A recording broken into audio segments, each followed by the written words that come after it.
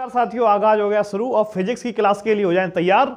आज के इस वीडियो में आप सीखेंगे परमाणु में जो प्रश्न है, परमाणु में परिक्रमण करते हुए इलेक्ट्रॉन का चुंबकीय द्विध्रुव आघूर्ण ज्ञात करने का तरीका क्या है, सूत्र कैसे ज्ञात करेंगे।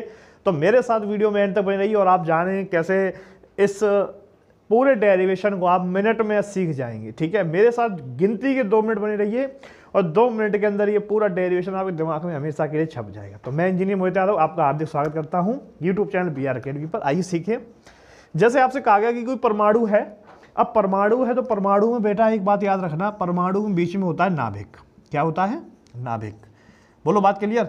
नाभिक में होते हैं प्रोटॉन प्लस न्यूट्रॉन और इलेक्ट्रॉन जो होते हैं वो इसके चारों ओर परिक्रमा करते हैं। मेरी बात समझ में आ गई। अब ये इलेक्ट्रॉन है, ये v वेग से सामने की ओर जा रहा है। बोलो इतनी बात क्लियर।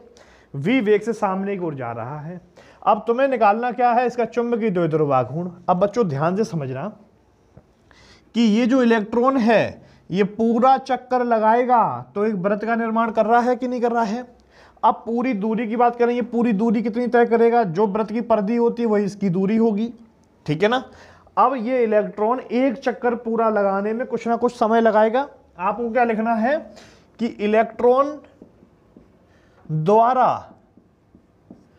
पूरा चक्कर लगाने में लगा समय t होगा। अब बच्चों एक बात बताओ, समय बराबर आपने सूत्र पढ़ा है, दिख रहा है क्या? समय बराबर सूत्र होता है, क्या होता है? दूरी बटे चाल। अब बच्चों एक बात बताओ, ये पूरी दूरी जो उसने इलेक्ट्रॉन ने तय करी है तो पूरी वृत्त की परिधि है और वृत्त की परिधि को दूरी अगर कहेंगे तो उसका क्या हो जाएगा? 2πr अपॉन किस वेग से ये गति कर रहा है? ये v वेग से गति कर रहा है अपॉन में v। ये आपने मान किसका निकाल लिया? टाइम का। बिल्कुल सिंपल है। इतनी बात समझ लीजिए कि कोई इलेक्ट्रॉन किसी परमाणु के चारों ओर चक्कर लगाए तो एक चक्कर पूरा करने में जो उसे समय लगेगा वो 2πr अपॉन में v। सिंपल सी चीज है। आगे देखेंगे और सीखेंगे कि आखिर हमें अब आगे कैसे निकालना है। देखिए, आपको पता है कि अगर कोई भी आवेश होता है, आवेश अगर प्रवाह करेगा यानी गति करेगा तो वो चीज धारा कहलाएगी कि नहीं कहलाएगी? यानी आवेश प्रवाह के कारण धारा उत्पन्न हो गई I, हाँ या ना। अब यहां से I बराबर सूत्र होता है Q अपॉन में T। जितना भी आवेश है सूत्र क्या बन गया? Q अपॉन में T।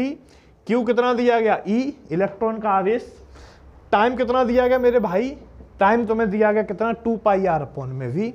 लिखेंगे E अपॉन में 2πr अपॉन में v। ये v खिसक के ऊपर चला जाएगा तो I बराबर क्या आएगा? EV अपॉन में 2πr।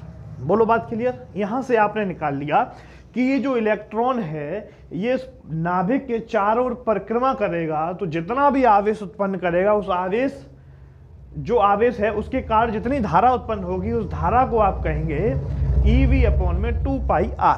हमें निकालना है चुंबकीय द्विध्रुव आघूर्ण, जिसे हम कहते हैं मेरे भाई, जिसे हम कहते हैं m। चुंबकीय द्विध्रुव आघूर्ण जिसे हम क्या कहते हैं? m। और m बराबर सूत्र होता है NIA। क्लियर। n मतलब फेरों की संख्या। कितने चक्कर लगाए? एक चक्कर लगाया, एक लिखेंगे। I धारा कितनी प्रवाहित करी? आप लिखेंगे EV अपॉन में 2πr। बोलो बात के लिए। एरिया की बात करें तो ये एक वृत्ताकार है तो वृत्त का जो एरिया होता है वो होता है πr²। बोलो बात क्लियर, हाँ या ना। जिसने बोला झूठ उसे ना मिला प्यार और वृत्त का क्षेत्रफल πr²। आगे देखें, पाई से कट गया पाई और r से कट गया r। बच्चों बचेगा क्या? यहां से दिखाई पड़ रहा है क्या? ठीक है, दिखाई पड़। बचेगा क्या? एक तो बचेगा E, एक बचेगा V, ऊपर बचेगा R अपॉन में बचेगा 2। तो ये आपका चुंबकीय द्विध्रुव आघूर्ण निकालने का बन गया सूत्र। क्या सूत्र बन गया? यहां फिर से लिख दे। यहां दिखाई पड़ रहा क्या? चलिए यहां दिखाई पड़ जाएगा। सूत्र क्या बन गया? m बराबर में EVR अपॉन में क्या बचा 2। ये आपका बन गया क्या, चुंबकीय द्विध्रुव आघूर्ण ज्ञात करने का सूत्र। बोलो बात क्लियर। एक बार फटाक से स्क्रीनशॉट ले लो और आप अपने आसानी से समझ सकते हैं।